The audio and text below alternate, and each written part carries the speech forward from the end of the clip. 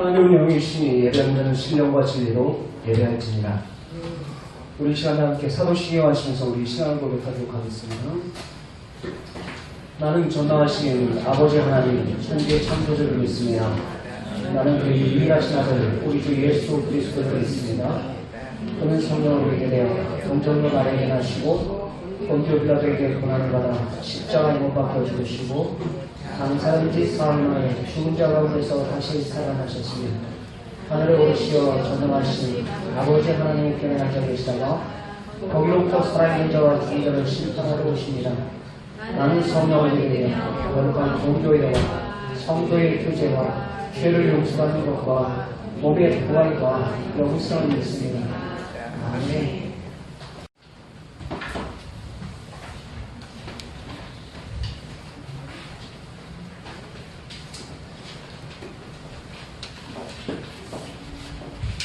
성경을 읽을 때 여러분들 주목해서 봐야 될 게 뭐라고 그랬죠? 반복되는 단어를 주의해서 보시면 돼요. 오늘 말씀 속에서 반복되는 단어가 보입니까? 어떤 단어가 반복이 되죠? 증거, 증언. 그렇죠? 증거. 예수를 잡아서 그를 칠 증거를 찾되 얻지 못하고 55절 말씀하고 있습니다. 56절 말씀에 그를 이제 거짓 증인들을 세웠어요. 세웠는데 그 증언이 서로 일치하지 못하니라 라고 이야기해요. 또 그 말을 또 재차 또 언급을 하죠. 59절 말씀에 시작. 그 증언도 서로 일치하지 않더라. 두 번이나 계속해서 지금 그들이 제시하고 있는 증언과 증거들 다 불일치해요. 일치하지 않은 증거들을 가지고 지금 이들은 불법적인 재판을 하고 있다는 것을 여러분들이 아시기 바랍니다. 지금 예수를 죽이기 위해서 그들이 증언을 하고 증거를 하는데 다 잘못된 증거, 조작된 것을 가지고 와서 그것을 증언이라고 하고 그것을 증거라고 하면서 들이미는데 다 그 증언이 서로 일치하지 못합니다. 56절에 말합니다. 또 59절에서 재차 그 증언도 서로 일치하지 않는다 라고 이야기합니다. 그들 스스로도 예수님에게 어떠한 불의한 증거를 찾으려고 해도 찾을 수가 있었대요, 없었대요? 55절에 그를 칠 증거를 찾되 얻지 못하니 라고 말하고 있어요. 그럼에도 불구하고 그들은 그 거짓 증거를 가지고 지금 예수 그리스도를 모함해서 죽이려고 하고 있어요.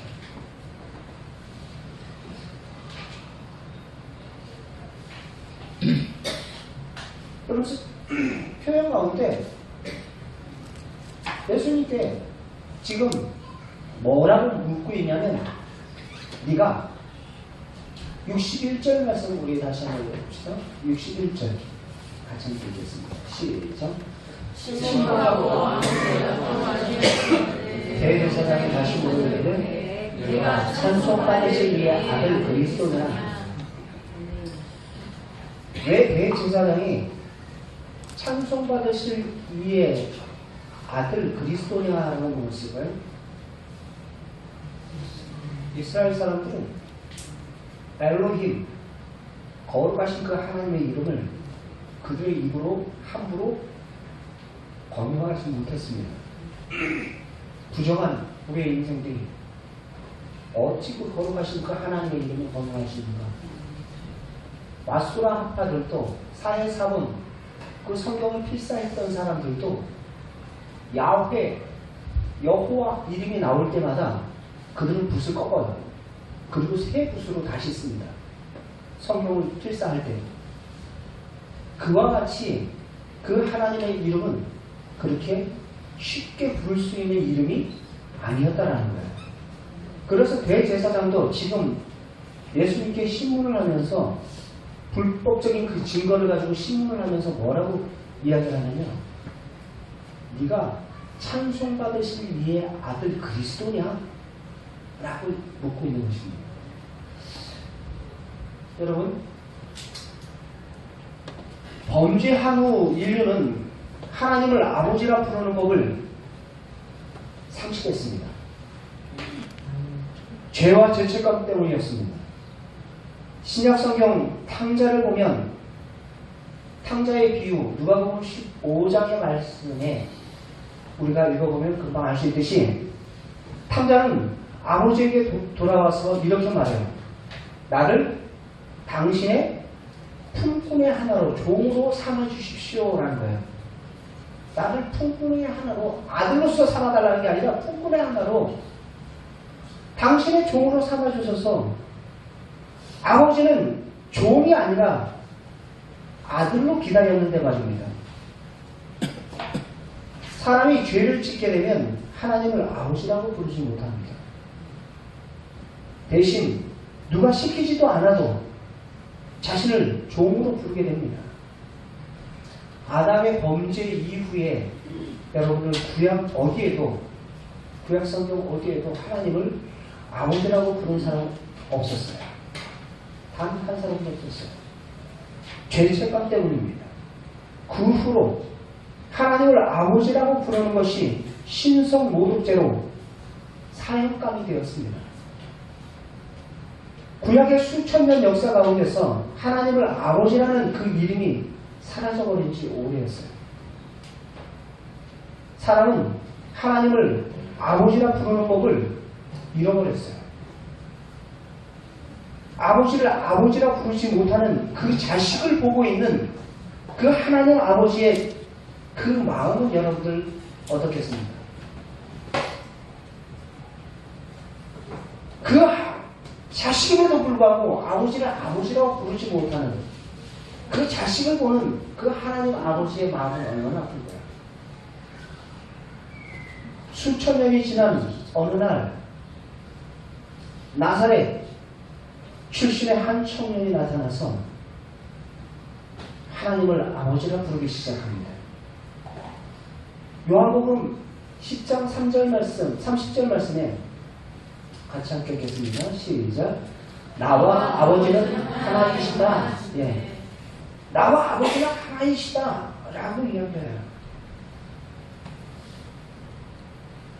그러니까 그 말을 듣고 사람들이 막 돌을 들어서 죽이려고 합니다.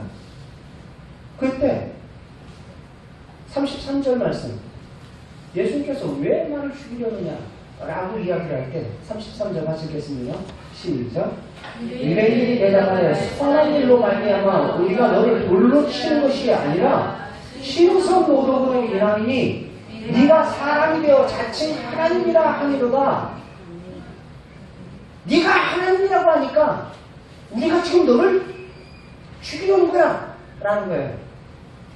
너를 죽이려는 거다. 근데 예수님께서 당신의 입으로 정확하게 또 이야기하십니다. 36절 말씀 같이 읽겠습니다. 시작. 하물며 아버지께서 거룩하게 하사 세상에 보내신 자가 나는 하나님의 아들이라 하는 것으로 너희가 어찌 신성 모독이라 하느냐. 내가 하나님의 아들이라 하는데 너희들이 어찌하여 그것을 신성 모독이라 하느냐.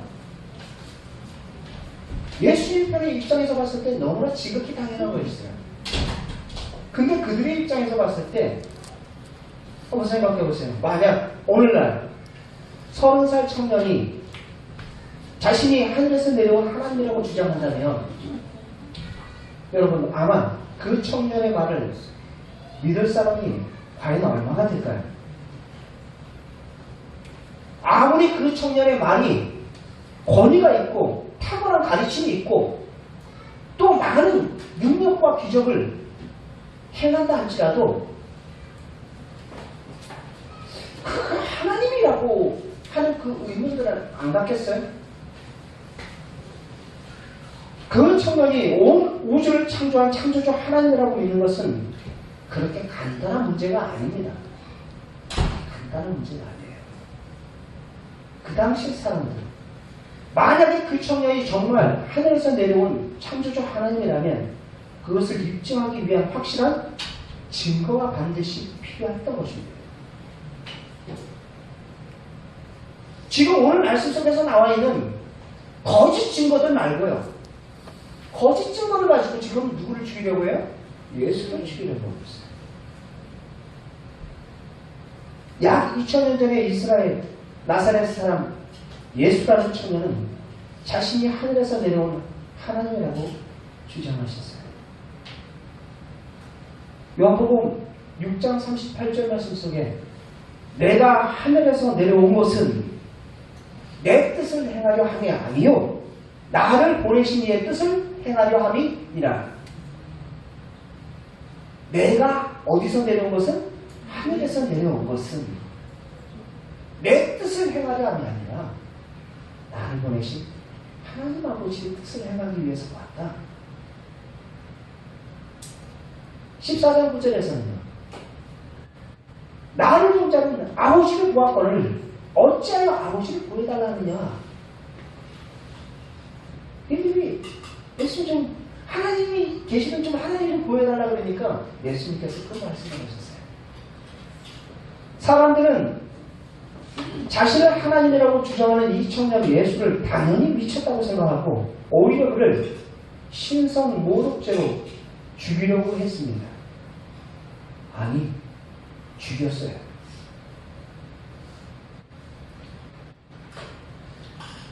여러분, 지금 수천 년이 지난 이후에, 구약의 수천 년이 지난 이후에 나사렛이다. 그 청년, 젊은 청년이 나와서 하나님을 향해서 그분은 나의 아버지시고 내가 하나님이시다. 나는 그 말을 할 때 그 당시에 하나님 나의 아버지다 라고 이야기할 때 이 말은요 혁명적인 말이에요. 혁명적인 말이에요. 죽음을 각오하지 않고는 이 말을 할 수가 없어요. 사실 예수님은 이 사건 때문에 십자가에 죽었습니다. 바리새인들과 제사장들, 하나님을 아버지라고 부르는 예수님을 보고 바로 신성모독죄로 그들 몰아가요. 오늘 말씀 속에서도 그런 표현하죠. 64절 말씀, 14장, 마가복음 14장 64절 시작.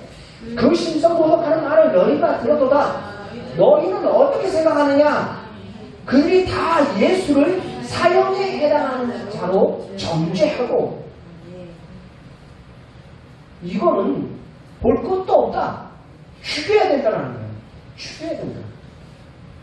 감히 네가 하나님을 아버지라고 그래? 하나님을 아버지라고 한다는 것은 자기도 신이다라는 거예요. 내가 하나님이다라는 말입니다. 자기를 하나님이라고 해? 더 볼 것도 없어. 죽여야 돼. 하나님을 아버지로 부르는 순간 그 사람들의 마음속에서는 이미 예수 그리스도는 죽일 사람으로 그들은 타겟했다. 전부.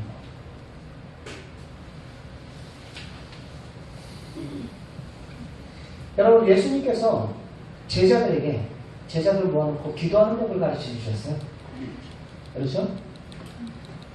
그래서 주님의 기도의 첫 마디가 어떻게 고백을 해요? 하늘에 계신 누구 아버지? 우리 아버지. 성경에는 아무런 설명이 기록되어 있지 않지만 제자들은 과연 성경에는 기록되지 않았어요. 그런데 저는 한번 생각해 봤어요. 과연 그 말을 했을 때 하늘에 계신 너희들은 나를 따라 한번 기도해봐라. 그래서 가르쳐 주시는 거예요. 하늘에 계신 우리 아버지 했을 때 과연 제자들이 몇 명이나 따라했을까?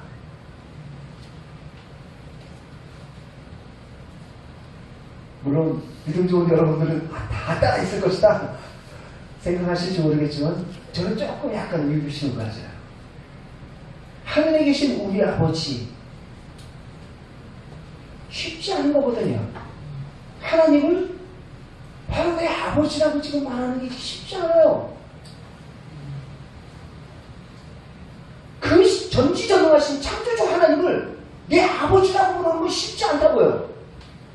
그것을 지금 예수님께서 너희들 기도할 때 이렇게 기도해 하면서 하늘에 계신 우리 아버지 나라에 봐. 왜냐하면 그 말은 당시에 신선 모독죄로 바로 사형에 해당되기 때문이에요. 지금 우리가 아무 주저 없이 하나님을 아버지라 부르는 것 자체가 여러분 기적입니다. 예수님의 죽으심과 부활하심으로 우리는 하나님을 아버지라 부를 수 있게 되었습니다.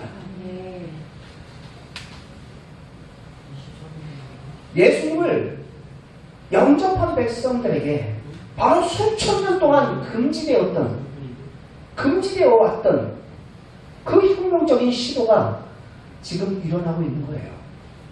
하나님을 아버지라고. 예수님처럼 우리도 하나님을 아버지라 부르게 되었습니다. 예수님이 이 땅에 오셔서 우리를 하나님의 자녀 삼아주셨어요. 자, 잘 보십시오.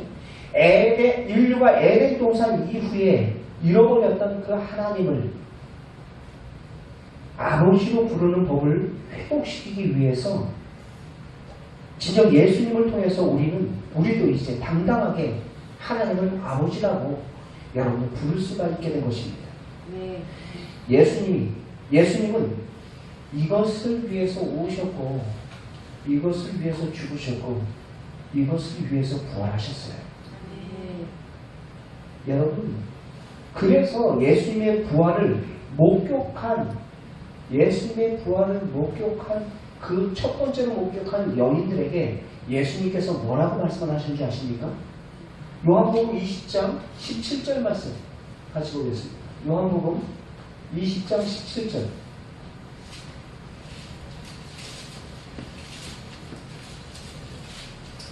안 불러주나요? 같이 함께 해주셨습니다. 여기 나왔어요? 같이 해주시죠. 시작. 예수께서 이르시되 나를 부르노라. 내가 아직 아버지께로 올라가지 아니하였노라. 너는 네 형제들에게 가서 이르되 내가 네 아버지 곧 너희 아버지 내 하나님 곧 너희 하나님께로 올라간다 하라 하시니, 예수님께서 부활하신 다음에 그 부활의 첫 장면을 목격한 그 여인들에게 예수님께서 하셨던 말씀이에요. 하시면서 너희들은 내 형제에게 가서, 제자들을 이야기하는 거예요. 제자들에게 가서 이러라. 그러면서 뭐라고 얘기해요?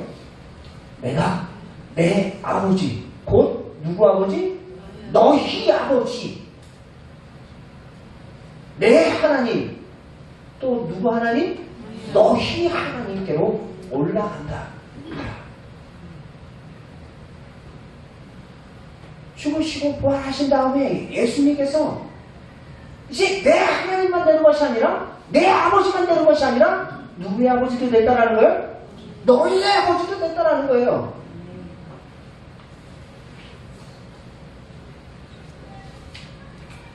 지금 우리가 아무 주저함 없이 하나님을 아버지라고 부르는 것 자체가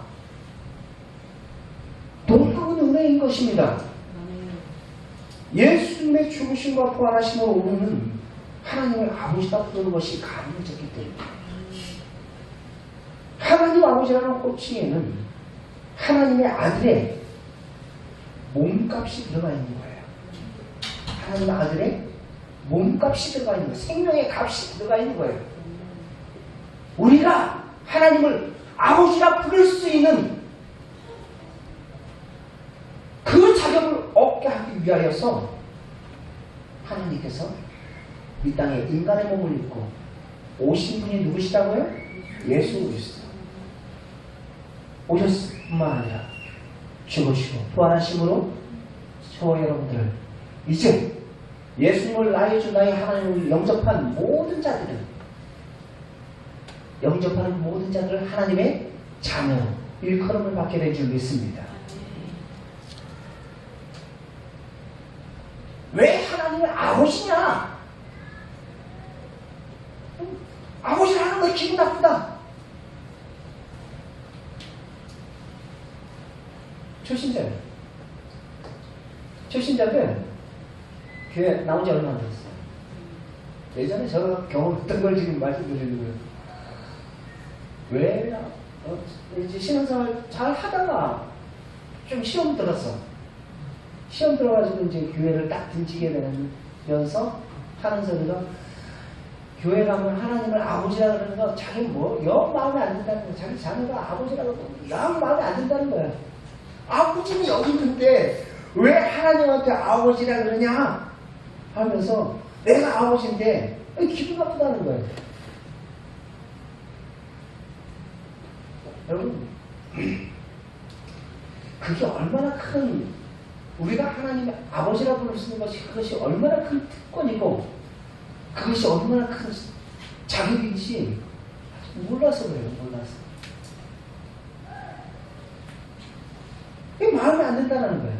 아직도 자기가 죄인임을 깨닫지 못하는 그 무지에서 그와 같이 포로하는 모습들을 제가 보면서 참 너무 안타깝더라고요. 아직도 신앙생활을 안 해요. 물론 위에서 믿음만 있습니다.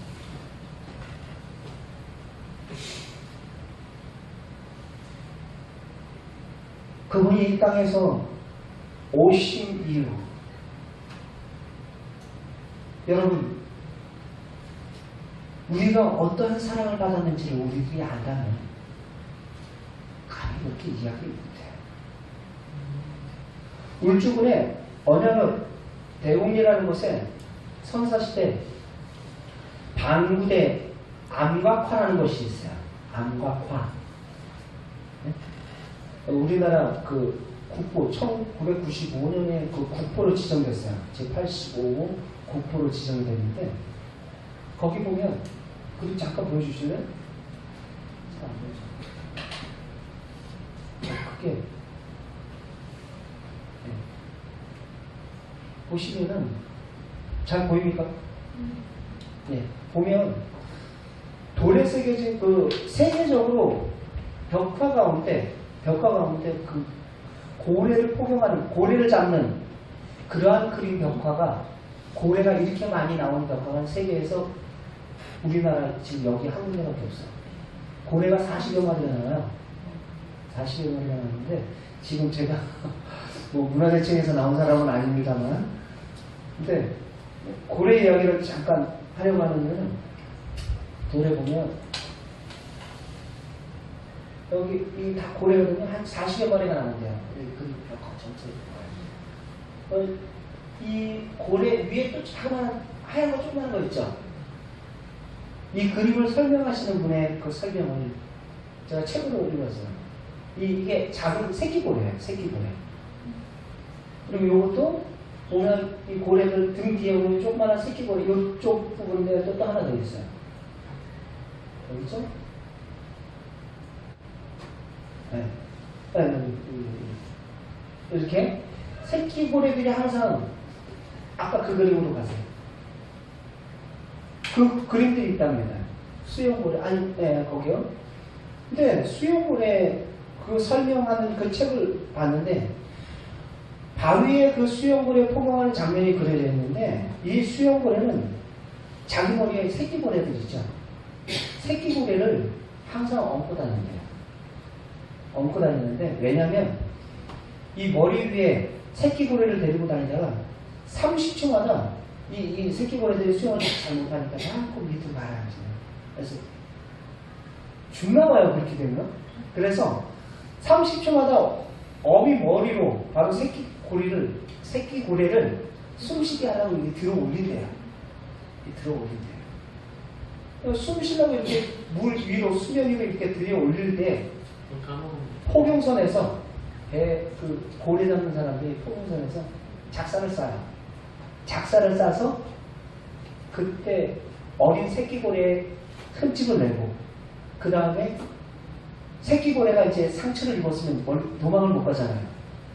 도망을 못 가면은 자기도 어미고래 도망가면 될 텐데 거기를 떠나지 않는 거예요. 거기서 뱅글뱅글 돌다가 갇히잖아요. 그래서 옆에 보면 여기 이게 작살이에요. 다른 고래는 여기 지금 작살도 지금 찍혀있는 그러한 고래 모습이다 하면서 이렇게 설명한 이야기를 제가 들었습니다. 그래서 어미는 죽을 줄 알면서도 작사를 맞아서 상처 입은 그 새끼 주위를 맴돌기 때문에 결국에는 다 잡히는 거예요. 그렇게 이 고래들을 포용한다는, 잡는다는 거예요. 마음에 무슨 생각이 들었냐면 그 책의 그 설명한 내용을 보면서 하나님의 그 마음을 생각해 봤어요. 하나님의 마음을 생각해 봤어요.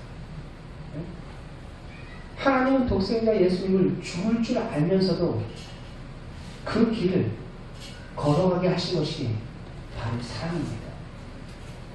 하나님이 세상을 이처럼 사랑하사 독생자를 주셨으니, 독생자를 보내실 때 그 길이 어떤 길이라는 걸 누구보다도 하나님은 알고 계셨어요. 예수님도 죽을 줄 알면서도 그 사랑을 선택하신 것입니다. 나로 말미암지 않고는 아버지께로 올 자가 없다라는 것을 아셨기에 사랑 때문에 오셨고, 사랑 때문에 죽으셨고, 사랑 때문에 다시 살아나신 예수 그리스도. 부활하신 예수님이 오늘날 우리에게 말씀하십니다. 나의 아버지, 곧 너의 아버지, 나의 하나님, 곧 너의 하나님. 부활하신 예수님께서 그 여인들에게 말씀을 하시고 이 말을 제자들에게 알려라 라고 이야기해요. 부활하신 예수 그리스도를 주로 영접한 신앙의 공동체가 바로 너희 하나님, 너희 아버지라는 것입니다. 여러분, 우리가 신앙생활하면서 우리의 정체성을 아는 것이 중요해요. 예수 그리스도께서 이 사람 때문에 오셨을 뿐만 아니라 죽으셨을 뿐만 아니라 부활하셔서 저와 여러분들을 하나님을 아버지라 부를 수 있게 해주신 줄 믿습니다. 로마서 8장 15절 말씀 속에서 너희는 다시는 무서워하는 종의 영을 받지 아니하고 양자의 영을 받았으니 아버지라 부르짖니라 라고 말씀을 하고 있어요. 그러면서 이어서 말하죠. 16절 시작. 성령이 친히 우리의 영과 더불어 우리가 하나님의 자녀인 것을 증언하시나니 17절 시작. 자녀이면 또한 상속자, 하나님의 상속자요 그리스도와 함께한 상속자니 우리가 그와 함께 영광을 받기 위해서 고난도 함께 받아야 할 것이니라. 아멘. 하나님의 자녀라는 말 속에 꼭 뒤에 이어서 나오는 단어가 뭐냐면 상속자라는 거예요. 너희는 상속자야. 갈라디아서 말씀 우리 말씀 보고 찬양 하나 기도합시다. 갈라디아서 4장 4절 말씀 같이 함께 읽겠습니다. 시작. 때가 참에 하나님이 그 아들을 어디 가서 보내사 여자에게 나게 하시고 인간의 몸을 입고 우리와 똑같은 사람으로 오셨다라는 거예요. 여자에게 나게 하시고 그 다음에 시작. 율법 아래 나게 하신 것을 그 다음에 율법 아래 있는 자들, 죄와 율법의 저주 아래 있는 자들을 어떻게 하기 위해서 속량하시고 우리도 아들의 명분을 얻게 하려 하십니다. 하나님의 아들의 명분을 얻게 하시려고 하나님께서 독생자 예수 그리스도를 이 땅에 보내주신 줄 믿습니다. 그 다음 6절 말씀이요. 시작. 너희가 아들임으로 하나님이 그 아들의 영을 우리의 마음 가운데 보내사 아빠 아버지라 부르게 하셨느니라. 아멘. 6절 말씀 다시 한번 읽겠습니다. 6절 시작. 너희가 아들임으로 무엇임으로? 아들임으로 무엇임으로? 아들임으로. 예수 그리스도를 주로 영접한 모든 자들은 하나님의 자녀인 줄 믿습니다. 아들임으로 하나님이 그 아들의 영, 즉 무엇을 얘기하는 거예요? 성령을 이야기하는 거예요. 성령을, 아들의 영을 우리 마음 가운데 보내사 그를 무엇이라고 부르게 하셨다고요? 아빠, 아버지.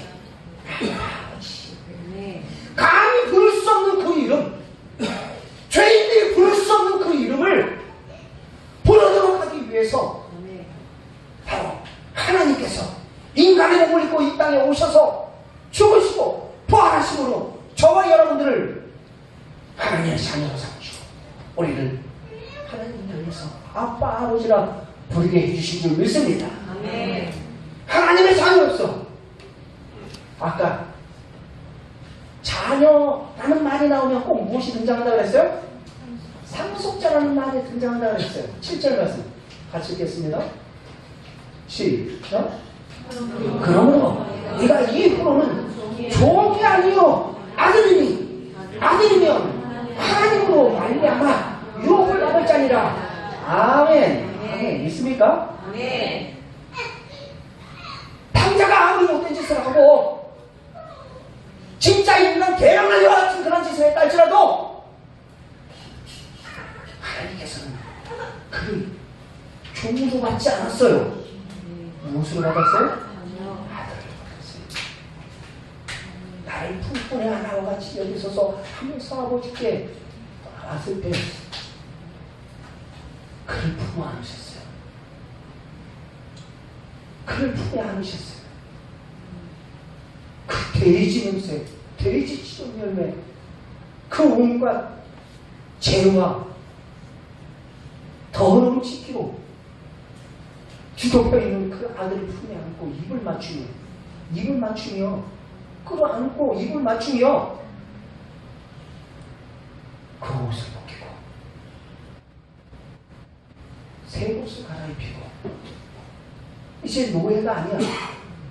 발에 신발을 신기고 손에 무엇을 끼고 가락지를 끼우며 잔치를 매고요. 이게 자녀입니다. 저와 여러분들은 종과같이 신앙생활을 하지 않길 바랍니다. 우리 모두는 하나님의 자녀예요. 하나님의 자녀는 자녀답게 살아야지. 자녀답게. 그 돼지 지역열로 그러고 막 이리 굴고 저리 굴고 세상에 오염되어 있던 그 모든 몸통에서 누가복음 15장의 탕자를 끌어안고 입 맞추고 옷을 벗기고 한 그 아버지의 모습, 친구를 회복하는 그 아버지의 모습 보세요. 냄새. 여러분들에게는 어떤 냄새가 납니까?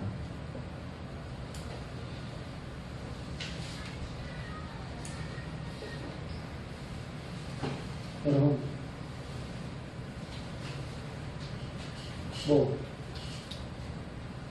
요번에 칸에서 영화 받은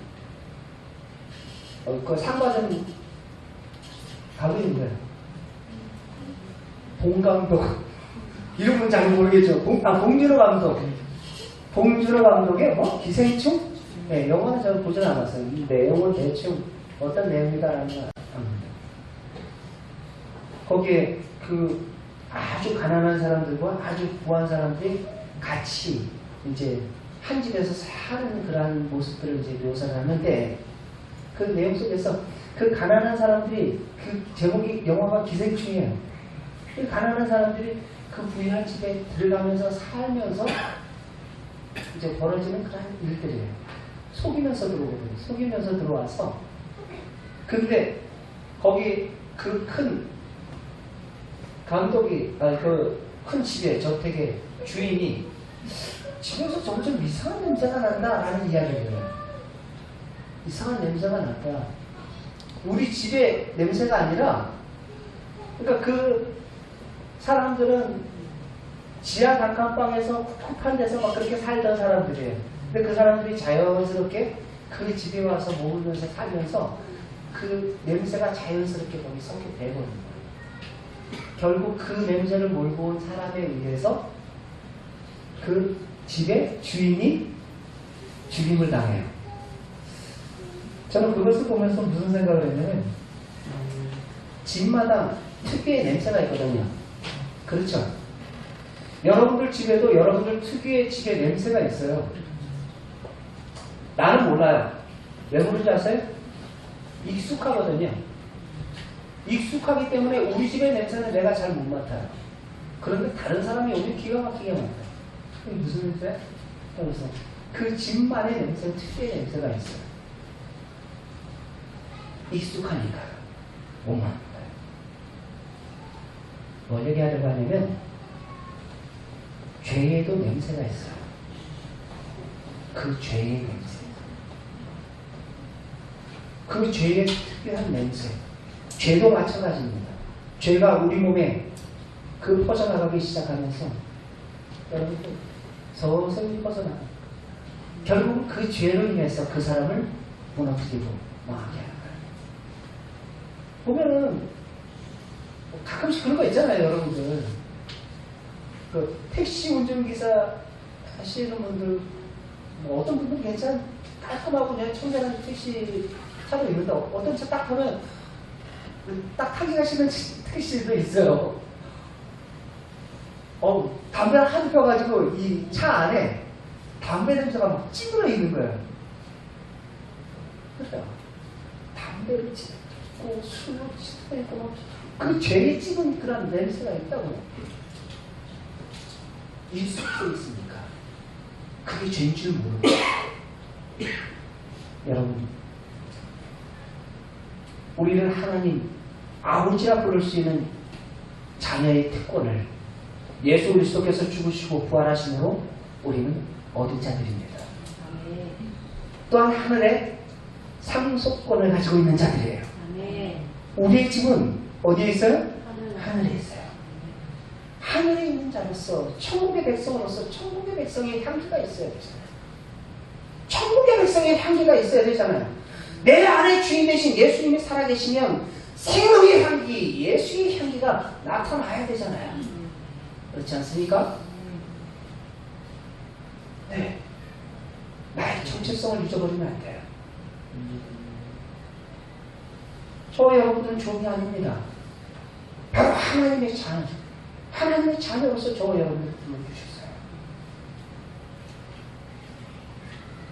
하나님의 자녀로서 우리는 우리의 삶의 자리에서 그리스도의 향기를 봐야 되는 것입니다.